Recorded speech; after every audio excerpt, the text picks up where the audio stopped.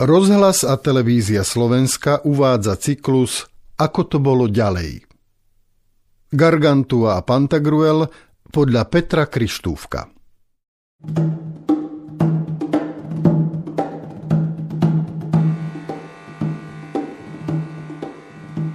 Šiesta kniha všeobecného pantagruelizmu, čiže tá kniha Gargantua a Pantagruela, čo nasleduje po 5. Alebo hrôziplný, zábavný a poučný príbeh cenného Pantagruela a jeho spoločníka Panurga na ostrove Bujón.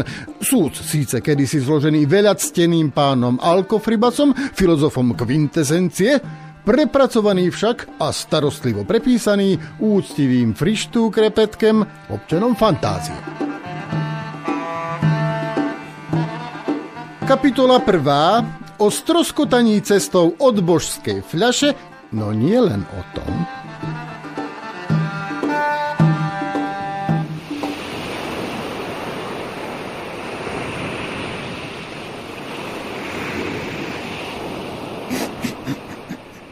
Buenos Aires, compadre.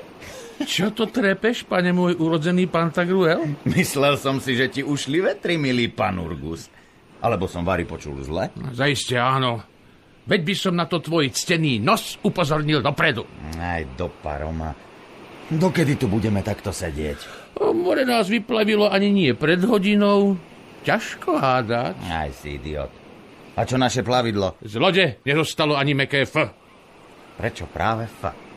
Slovo loď žiadne F neobsahuje. Excelencia, mal som na mysli F regatu.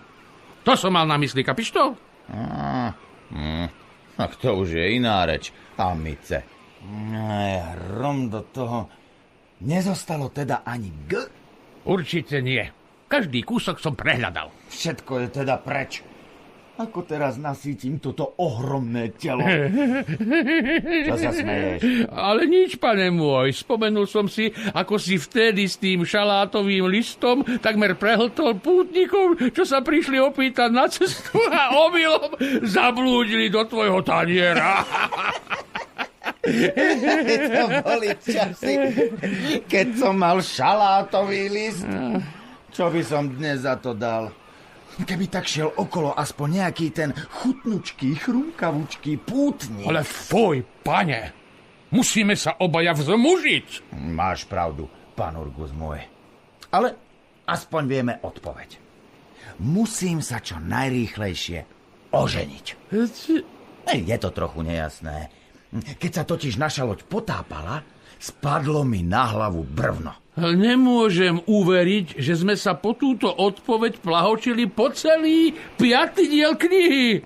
Nie je dôležité koľko, ale kam sa ide. V boskej fľaši som konečne objavil pravdu. Veštkyňa Bugbuk vydala ten zvláštny zvuk trink, alebo trinč. A ja som si doprial zo pár mohutných dúškov lahodného vína a zalial ma pot. A pravda. Otvoril sa predo mnou celý vesmír. Hviezdy sa roztancovali a ja som vedel, skrátka, vedel som, že sa musím oženiť. Aha, nemôžeme tušiť, ako to autor myslel. Veď tú 5. knihu napísal 9 rokov po smrti. Z toho len vidno, aký veľký umelec to bol, amice. Rable. Ten rozšafný lekár? Bol mi takmer ako otec. Ten Fiškus? Ten slovný hračkár? Ten výmyselník? Ten... Písal svoje príbehy v tmavej komnate na poschodí. Vidím to, ako keby som tam bol. Predo mnou sa tiahne cesta na Šino a druhá na Laroš Klermo. V izbe osvetľovanej iba ohňom skrbu visí jediný obraz. Vlastne nie. Je to okno. Všade naokolo vinohrady. Tam som sa teda narodil. Úžasné, skvelé, ako keby som tam bol. No a teraz nás ten tvoj domnelý otec, excelencia, ten Rable, nechá zgegnúť na pustom ostrove. Pozor na jazyk, amice. Kto vie, či je za tým všetkým naozaj on? Ale ako na to prísť? Ja to vidím tak, pane, ak dovolíš. Je nám prd platné. Kto to spôsobil? Ide o to, čo s tým spravíme my. To veru neviem. Ten Rable, ten Lothar, ten... Neopakuj tak často to meno, lebo ho privoláš. A prečo nie? Rable! No, výborne. Budeme mať ďalší hladný krk na krku. Krk na krku, ctihodný Pantagruel to naozaj nemohol napísať Rable. Mám ťa po krk, amice. A Rable? Kus už konečne. Ale čo? Rable! Idem ti po krku. Rable! Kto to tu berie moje meno nadarmo? Otče, si to naozaj ty? Nie, ty, Trubiroch. Som tvoja matka. Jasné, že som to ja. A kde si sa tu vzal? Jednoducho, Deus ex machina. Latinčina mi nikdy veľmi nešla. Apo mechanes theos. A ešte lepšie. Inak to povedať neviem, kamarát. Aj nechaj ho tak, otče. Je to somár. Poď, vylez mi do dlane. Zdvihnem ťa hore. Aký nádherný výhľad. No, možno, že keď na obzore vidíš loď. Inak ani nie. Na ostrovoch, ako je tento, sa prejavuje samotná kvintesencia života. Obídeš ho za 2 hodiny, tvoj svet končí všade tam, kam dosiahne tvoje oko. Obsiahneš ho jediným pohľadom. Stojíš na maličkom fliačku zeme a nemôžeš újsť. Je to dokonalé. Ja teda neviem. Nemáš vo vrecku kúsok chleba? Hlad je len ničotný pocit nášho nedokonalého tela, ty bravčová hlava. Tak mne príde až príliš skutočný. Počul som, že v časoch hladomoru v jednom meste na juhu Francúzska varili a jedli svoje kožené topánky a po niektorí veru aj opasky. Jaký chutnučký opasok, majstre! Nie, počkaj. Pozri sa na to takto. Všetko sa dá zredukovať. Stačí použiť Ockhamovú britvu. Ak pre nejaký jav jestvuje viacero vysvetlení, je lepšie uprednostňovať to najmenej komplikované. Ergo, ak nejaká časť teórie nie je pre dosiahnutie výsledku potrebná, do teórie nepatrí. Uvediem príklad. Sleduj. Muž okolo 40-ky a žena o pár rokov mladšia stoja na okraji vodopádu kdesi uprostred ostrova zvaného Island, kedysi Thule. Čo však pri dôslednom použití nášho princípu nie je dôležité. Stoja oproti sebe a medzi nimi je vodopád. Možno sa tu stretli len náhodou, možno sa na tom kedysi dohodli, možno sa milujú. Tieto pojmy však s použitím britvy spokojne môžeme opustiť. Island je ostrov. Preto s plným vedomím smieme hovoriť iba o ostrove bližšie nedefinovanom. Aký má ale súvis s príbehom, že to je ostrov? Žiaden. Takže pôjde o kus akejkoľvek pevnej pôdy, ktorý je nutný na to, aby 40-ročný muž a o niečo mladšia žena mohli stáť na nohách. Ak teda pravda, že nevedia chodiť po vode. Predpokladajme, že nie. Potrebujú teda pevný bod. Vek zrejme tiež nie je v tejto chvíli rozhodujúci. Proste tu pred nami stojí muž a žena. Natíska sa ešte otázka pohlavného dimorfizmu a podobných latinsky znejúcich slov, ktoré rovnako robia náš príbeh príliš zložitým a zamotaným. Použijeme opäť princíp britvy a môžeme skonštatovať, že sú to jednoducho 2 ľudské bytosti. Nazvime ich kvôli odlíšeniu bytosť A a bytosť B. A body, na ktorých spočívajú bod A a bod B. Predpokladajme, že vodopád, hoci mohutný a divoký, je len prírodná prekážka. No a prekážky sa predsa dajú prekonať. Záleží len na vhodne zvolenom a vyšpecifikovanom spôsobe. Tento fakt teda môžeme z príbehu taktiež vylúčiť. Zhrnutie? Opísaná situácia vyzerá nasledovne. 2 ľudské bytosti, A a B, stoja oproti sebe a vykročia z bodu A do bodu B, aby sa uprostred stretli. A obe sa utopia vo vodopáde. Človeče, Ty máš pravdu. Už som na môj dušu aj prestal byť hladný. To určite tá britva. Len sa neporeš, pane. Život býva ostrý. Niekedy sa čudujem, Monami, že ťa ešte vôbec počúvam. A kde je majster Rable? A kde by bol? Tu pred... Veď ti vypadol z ruky, pane. Pomoc! U našeho morský prúd! Rýchlo za ním! Nie, preboha, nie! Zmizol pod hladinou, je tam obrovský vír. Vylovím ho! Udrel som si hlavu o dno. Určite sa utopí, už to vidím. Určite sa utopí. Čo bude potom s nami? Prestaň s tým! No, tam vidím ho. Prúd ho nesie pozdĺž pobrežia. Utekajme za ním! Utekajme!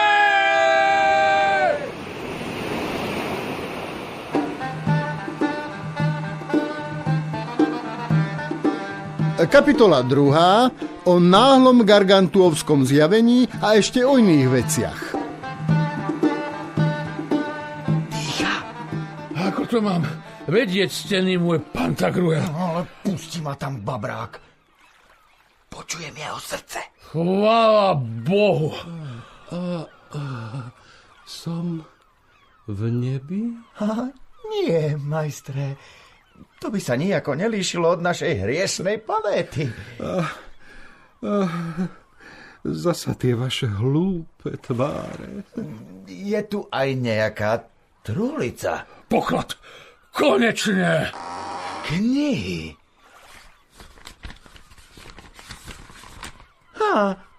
Toto tu vyzerá ako väža na našom paláci. Žili sme tam kedysi s otcom Gargantuom a matkou. Telémske opáctvo. Rehoľa s jedným prísnym pravidlom. Rob si, čo chceš. Požehnané to časy. Do paroma. Do zma plný morskej vody. Preboha, človeče, čo to robíte? Čistím si nos, ty trulo. Ale to je Hypnerotomachia di Polyphily, jedna z najvzácnejších a najtajomnejších kníh sveta. Tak to sa tam istotne píše o tajomstve. Čo to asi mám medzi zubami? Otče! No áno, veru tak. Stenému Pantagruelovi padlo brvno na hlavu a teraz bude každý, koho stretneme, jeho otec. A ja som tvoj tatko. Však, no pozri sa, tu sa mňa. Pán Urgus, ty nemehlo nevzdelané, zábudlivé. Veď podľa istých nezameniteľných znakov je toto preca Gargantuov duch. Ako váš stvoriteľ to môžem len potvrdiť. Vidíš, pán Urgus? Aj otec to vraví. Už sa musíš rozhodnúť, synček, kto je vlastne tvojim otcom. Ó, áno, pane, úctivý služobníček, už to vidím. Tvoj otec je skutočne tento obor, čo sa v predných zuboch špára titulným listom z tej tvojej krásnej knihy. Pane Bože, na to sa nemôžem pozerať. Otče, ty niečo prežúvaš? To nie. Nejedol som už 10 rokov. Ale mojim zubom to nebráni, aby si stále odkladali a hýčkali kus mesa, ktorý mi tam kedysi uviazol. Posledná večera, samozrejme. Oj, čo by som dal za taký kúsok mesa medzi zubami? Možno niečo nájdeme tam v tom paláci. Kde? Hen, za tými stromami na kopci. Poďme. Nemôže to byť ďaleko. Pamätám sa, synátor môj drahý, že som sa za mladí v Paríži rozhodol všetkých, čo na mňa vyvaľovali oči, pohostiť vínom. Rozopol som si raz po rok, vytiahol som svoju hadicu a pokropil som ich z balkóna istého paláca tak dôkladne, že sa ich okamžite 260 418 utopilo. Nepočítajúc v to ženy a deti.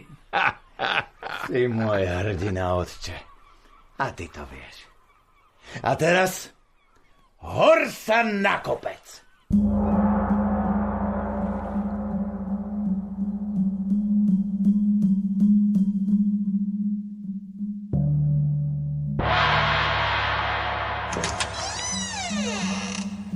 To nie je palác, amice. Je to kláštor. Nevie, ako chce, pane. V každom prípade je úplne a celkom prázdny. Sú tu vytesané nejaké verše.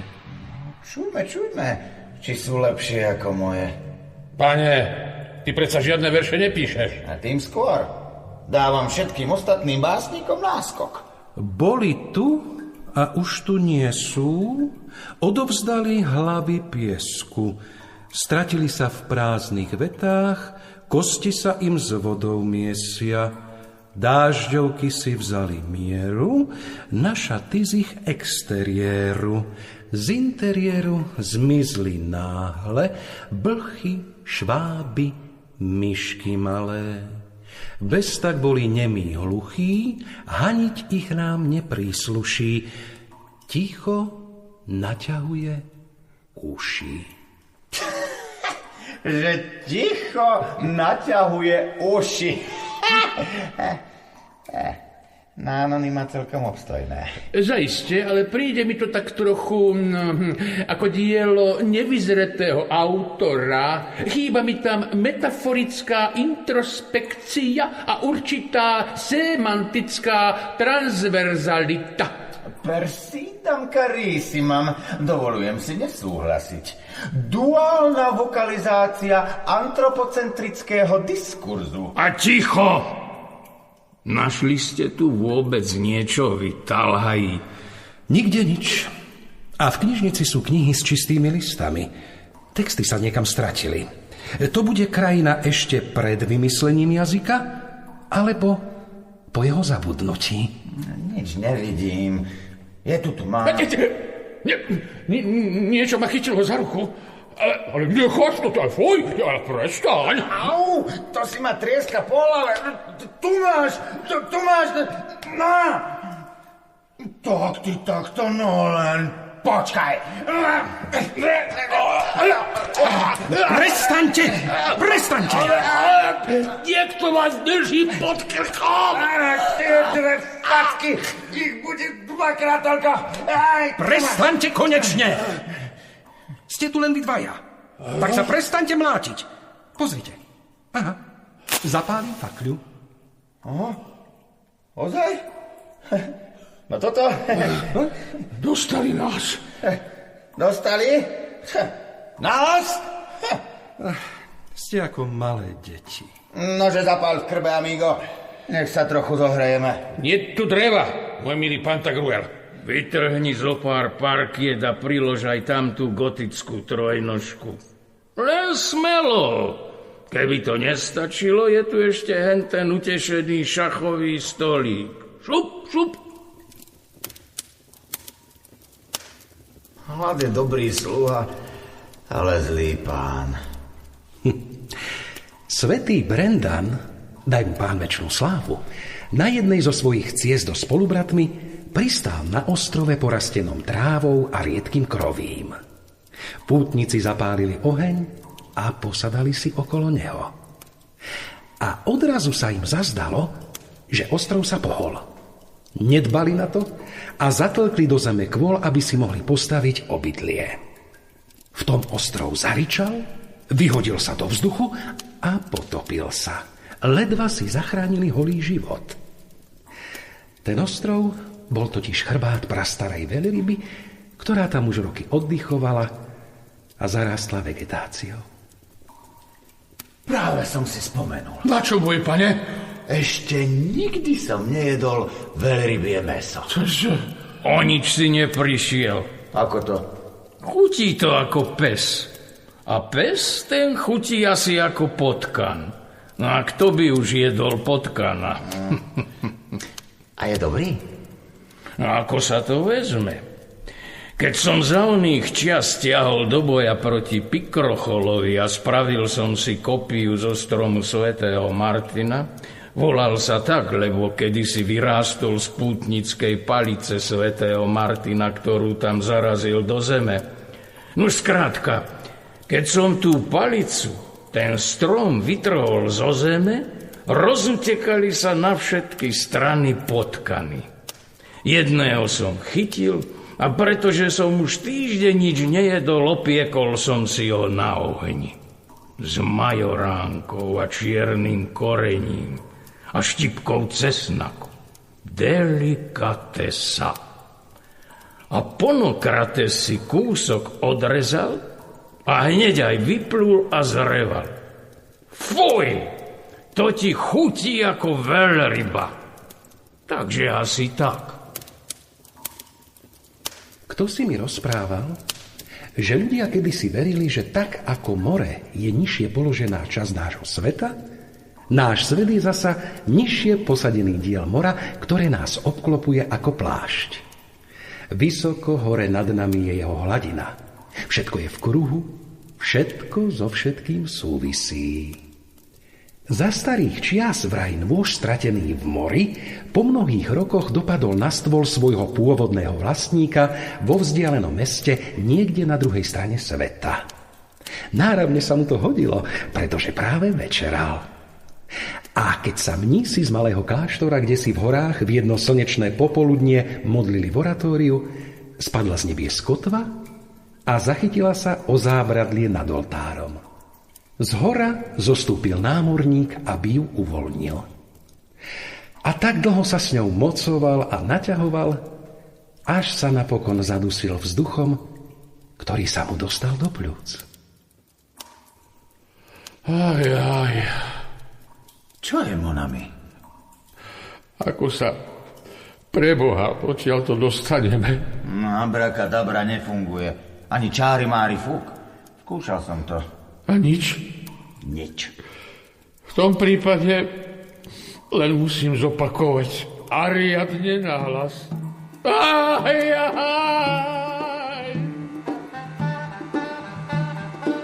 Kapitola 3, v ktorej sa v celku nič nedozviete, ale pekne uzatvára náš príbeh.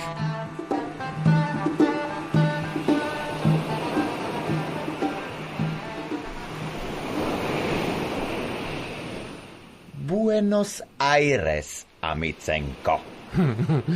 Musím priznať, pane, že tentoraz mi to ušlo.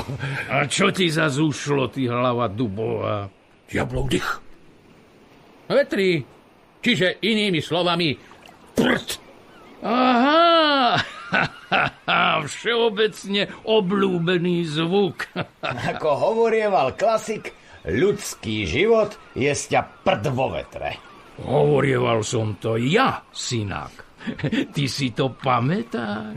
To by si niečo také nezapamätal, drahý otče. Pretože to je blbosť. Ľudský život je predsa ako Vánok. Ovieva ti tvár a osviežuje ducha. A potom ho zrazu vystrieda búrka, o akej sa ti ani nesnívalo. Hlúposti. Ľudský život je predsa mlynček na mäso. Ako si na to prišiel, amice? Ani ti neviem, pane. Premýšľal som. Ľudský život sa dá opísať ako matrioška. Tá ruská hračka. Pozri sa na tohto tu. Zvonku vyzerá ako dôstojný Pantagruel. Keď ho otvoríš, vnútri sa skrýva Gargantua a z neho by si vylúpol Granguziera. A kto vie, kto všetko sa ešte nachádza v ňom? Ďalšie postavičky, ďalšie figurky, ako vrstvy cibule, letokruhy, 100-krát pretretá farba. A znova a znova. Pozoruhodné. Ale, majstre, nemal to povedať niektorý z nás? Prezradím ti tajomstvo. Každý dobrý autor si najlepšie výroky necháva pre seba. Tak skús ešte nejaký, majstre. Po tme je každá matka čierna. Trochu slabé, nemyslíš? Na budúce budem radšej ticho.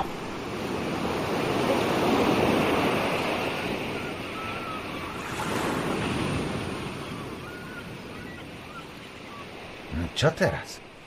Došli sme až na samotnú špičku tohto mysu. Je to posledný kúsok pevniny a ďalej sa rozprestiera len ohromný prázdny oceán. Vidíte? A tento problém som mal vždy. Čo za problém, majster Rable? Problém, ako to celé skončí. Stále ma čosi hnalo ďalej. Rozprávať a rozprávať. Ale iba preto, lebo som nevedel, čím by som to uzavrel. V prvej knihe sa narodíš ty, Gargantua, budúci kráľ Dipsodov. Učíš sa, študuješ, objavuješ svet a vedieš vojnu a zakladáš telémske opáctvo. V druhej knihe prichádzaš na rad ty, Pantagruel, a tvoje dobrodružstvá s tu prítomným bydriduchom Panurkom. A stále to ešte nie je koniec. V tretej knihe Pantagruel uvažuje o ženení. Preberie to zhora, aj zdola, zľava i sprava a rozhodne sa vydať na púť do veštiarne. V 4. a 5. knihe cestujete z ostrova na ostrov, z krajiny do krajiny, stretávate čudákov a unikáte pred nebezpečenstvami. A odrazu je tu božská fľaša. Vypočujete, čo to vravím, vypijete si veštbu. A čo ďalej? To je naozaj všetko? Také ľahké? 5. knihu som možno ani nenapísal. Kto si to má do paru má všetko pamätať? A čo teraz? To naozaj nevieme. No hovor za seba, kompadre. A ty to vari vieš, pane môj? Netvrdím, ale hovor len za seba, trpák. Nemá zmysel hádať sa, chuligáni. Majster má pravdu. Všetci si zaslúžime odpočinok. Ak nenapíšeš koniec, stále nás do toho niekto bude ťahať. Dokonca ešte aj z hrobu. Čo teraz? Čo teraz? Je pekné sledovať ho, aký je bezradný. To teda, hej, pane. Ale on už na niečo príde. Akurát by si mohol trochu pohnúť škvrkami v žalúdku. Alebo čo je to vlastne za zvuk? Stratili sa na mori a nikto ich už nikdy nevidel? Nie. Umreli? Všetci umreli? Raz a navždy? Nie. Tak nie, že sa k tomu vôbec vyjadrujem. Duch nemôže mať svoj názor na vec? No, je to na debatu. Na jednej strane... Zavri zobák, ty prázdna hlava. A čo keby posledná veta znela takto? Pantagruel sa vrátil domov, oženil sa a všetci žili šťastne, až kým nepomreli. To sa mi páči. Žili šťastne, až kým nepomreli. Ale mne nie. Nesľubuje to vonkoncom žiadne dobrodružstvá. A tak je to správne, synak. O tom, že je niekto šťastný, sa okrem konštatovania tohto faktu samotného viac napísať nedá. A preto je ten koniec zo všetkých najlepší. Posledná veta všetko dokonale vysvetľuje. Ďalej to nejde. Dobre. Skúsim sa s tým teda nejako zmieriť. Bude tá nevesta aspoň pekná? Nemôžem slúžiť. O tom už náš príbeh nehovorí. Ach ja. Hej, pozrite sa! Nepláva tamto v diaľke loď? Tu sme! Hej, tu! Áno, tak! Tu sme! Haló!